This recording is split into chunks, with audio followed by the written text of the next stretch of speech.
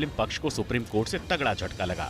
शाही ईदगाह मस्जिद के सर्वे को लेकर इलाहाबाद हाईकोर्ट के फैसले पर देश की सबसे बड़ी अदालत ने स्टे लगाने से इनकार कर दिया। यानी अब मथुरा की ईदगाह मस्जिद का सर्वे होना तय हो गया। इलाहाबाद हाईकोर्ट ने गुरुवार को कृष्ण जन्मभूमि और शाही ईदगाह परिसर के सर्वे को अनुमति दे दी। इस फैसले के खिलाफ ईदगाह कमेटी ने सुप्रीम कोर्ट में अपील की। हाईकोर्ट ने गुरुवार को उत्तर प्रदेश के मथुरा में श्री कृष्ण जन्मभूमि मंदिर से सटे शाही ईदगाह परिसर का अदालत की निगरानी में एडवोकेट कमिश्नर की टीम के जरिए सर्वे की अनुमति दी।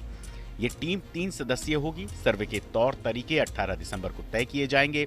सुप्रीम कोर्ट ने ईदगाह कमेटी की तरफ से पेश मुस्लिम पक्षकारों की याचिका पर हस्तक्षेप करने से इनकार किया और कहा कि अभी इस मामले में कोई आदेश जारी नहीं करेंगे। सुप्रीम कोर्ट ने हाईकोर्ट के आदेश में किसी भी तरह से रोक लगाने से इनकार कर दिया।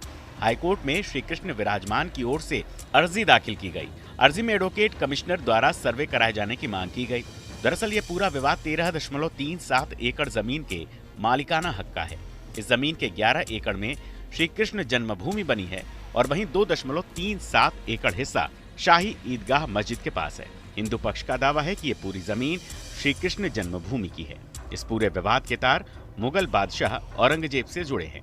ठीक वैसे ही जैसे अयोध्या के राम मंदिर बाबरी मस्जिद विवाद के तार औरंगजेब के पुरखे और पहले मुगल बादशाह बाबर के साथ जुड़े थे। 1618 में यहाँ ओरछा के राजा वीर सिंह बुंदेला ने एक कृष्ण मंदिर बनवाया। ये मंदिर भगवान श्री कृष्ण का था।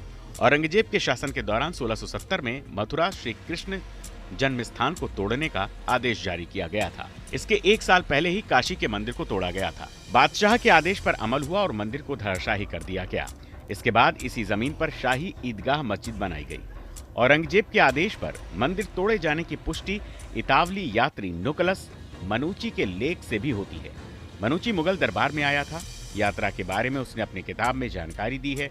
मुगलों के इतिहास का जिक्र करते हुए उसने ये भी बताया कि रमजान के महीने में श्री कृष्ण जन्म स्थान को नष्ट किया गया।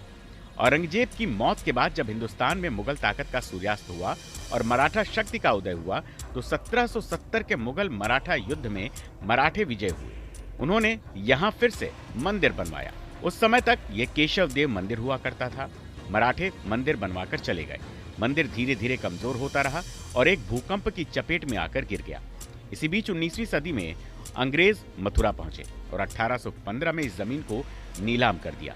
काशी के राजा ने जमीन को खरीद लिया। राजा की इच्छा यहाँ मंदिर बनवाने की थी, लेकिन मंदिर बन न सका। करीब 100 साल तक जगह ऐसे ही खाली रही और इसे लेकर विवाद शुरू हो गया। मुस्लिम पक्ष का कहना है कि ये जमीन उनके हिस्से की है। साल 1944 में ये जमीन मशहूर कारोबारी जुगल किशोर